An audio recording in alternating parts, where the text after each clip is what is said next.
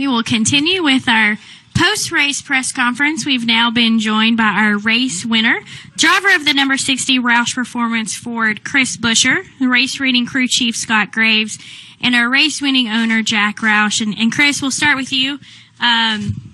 Second win in 3 races, which is not a bad way to be at this point in the season.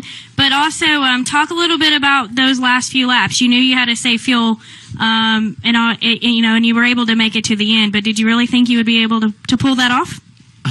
Honestly, I never know what to believe when it comes down to the end of these races. I know Scott tells me, oh, we're just a couple short, and then you just you never know how much we really need to save. But we saved quite a bit there at the end, and that whole run really we were really just trying to be easy on the throttle, and then towards the end of the run we started having to clutch it and really just let it coast at least half of the straightaway, almost 3/4 of it, which is really tough to do. I just felt like we were going so slow, and it's hard to convince yourself to do it. But we made it to the end. Had just a little bit left to do the burnout there, and we got ourselves another win this year.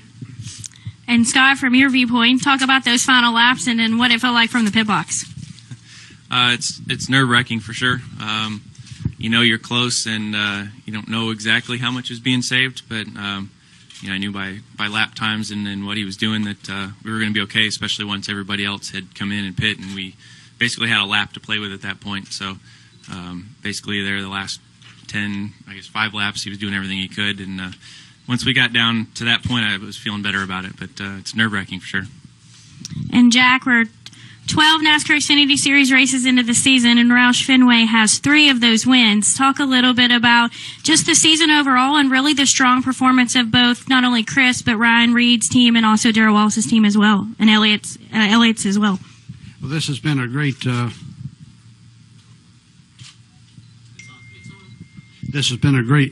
great year for us. We started off with good cars at Daytona, obviously. Our Speedway program has been in great shape for a number of years, but we were able to be successful there. And, of course, with Chris's 2 recent wins, that's really made a banner year for us. The cars have gotten better. I think the speed that we had for qualifying was an indication of where the cars have progressed to. There's a lot of ways to lose these races. There's 38 teams out there that didn't think that was going to go on for fuel economy. Fuel economy was going to do it, so they made decisions that didn't work out. I had the horror of seeing 2 of my cars, and I had an image in my mind's eye of 2 of our cars, run out of gas on the beginning of the last lap. And as it turned out, Bubba had a flat tire, which is unfortunate. My 28 years of being in the business here, racing these NASCAR cars, that's the first time we've had an incident between 2 of our cars that's resulted in one of them not being able to finish due to a flat tire. So we'll have to sort that out. I know that nobody meant to have contact, and Bubba didn't, and certainly Chris didn't. And we've got to work on the feelings and get everybody feeling good about being a team as we go forward. And Chris, your win automatically qualifies you for the next Dash for Cash in Indianapolis. Talk a little bit about just the $100,000 bonus and the opportunity come Indianapolis in July. Yeah, that's a pretty neat program that Xfinity carried over, and it's exciting to be a part of it. And we unfortunately missed it at Charlotte, and this would have been a really good way to win one and be able to be in the Dash for Cash position. But to be qualified for the Indy race is pretty cool. Looking forward to getting back to it. It's a neat program, and obviously a lot of money up for grabs for not only drivers but for some fans, lucky fans as well. So it's pretty neat. We're just an added bonus on a win. So it's been a good beginning of the season. We just gotta keep it rolling. Right. We'll go ahead and take questions for Chris, Jack, or Scott. If you have one, please raise your hand and state your affiliation. Zach at Tanzarelli Front Stretch. Last year, you were almost in the shadow of Chase Elliott since you were both running for Rookie of the Year. He wins the championship, but you had a great season that kind of got overlooked. For this year, you're in such a different zip code, it seems, on the track with wins and everything. Is that part of the drive for you to show that you do have what it takes to get to the Sprint Cup Series? Yeah, I would say so, and it's just it's a result of a lot of hard work through the off season. Some new people on board over at Roush Fenway Racing, and race cars that we're bringing to the track that are really competitive. At the end of last year, we felt like we were making some really good headway. We were starting to get a couple top fives and be competitive at the end of the races, and it's kind of unfortunate that Homestead ended it. We had some momentum on our side, but everybody worked really hard through the off season and put in a lot of effort to make sure that we started right where we left off and even better. So it's been a smooth start at the beginning of the year. We've had a lot of races where we've been in the top five and been very competitive, and knew that as long as you can run that top five area, you'll be able to get some of these wins. So not necessarily trying to get out of a shadow, but just trying to do everything we can each and every week to win these races. And if we go do that, everything else comes with it. Joseph, go ahead. Joseph Walken, frontstretch.com.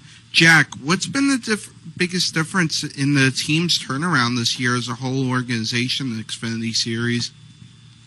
I'm sorry, I didn't understand your question. My hearing's not perfect. Please speak up. What's the biggest difference for the team's turnaround this year in the Xfinity Series as a whole? Well, we've got great drivers, and of course the Ford Mustang Xfinity car is a mature package. It really had very little change last year, and the guys worked hard. We've had some influx of a couple of staff members that have brought some information that would be useful from other teams, the same as we lost some staff members that moved off. NASCAR has a way of moving the technologies around based on the people that has changed jobs from program to program. But we benefited from an influx of some information. We had continuity of effort, and the manufacturing side has got us nice, consistent cars. The aerodynamic part has come on good, and of course Ford's technology has been great. The simulation effort and the simulator effort they've got behind us has really come to fruition. So it takes a combination of things. You can be off just a little bit and not be able to win a race, and we had circumstances work out for us 3 times this year where we might not have won, but we were able to. I'm grateful for that. It has a way to average out, though. I expect to have to give some of it back in the future.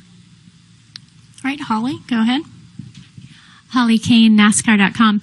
Chris, as Jack alluded to, obviously that you don't want to have contact with your teammate at the very end of the race. Could you just maybe give us from your perspective what happened, and going forward, contacting Bubba, how will you guys kind of talk about this? First of all, I didn't see what happened. I had a glare on the monitor in front of me, and I couldn't see the screen behind me, so I didn't see what happened. So I have to have an interview with everybody involved and try to reach a determination of things that we might do in the future that could possibly preclude that from happening again. But it's a team owner has no worse horror than to have two competitive programs in a position to win a race, and have one of them have contact with one another, and have one of them not be able to finish in the position where he was otherwise entitled.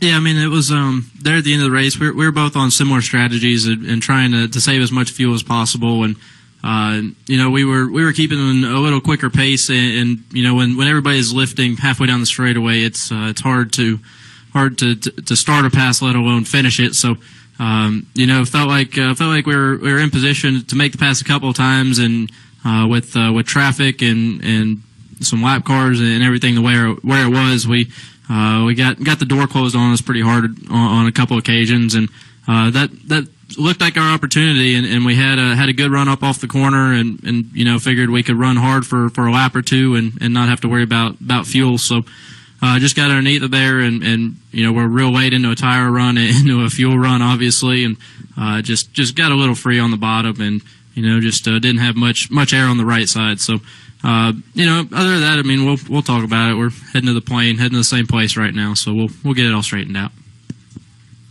All right. Additional questions? Right.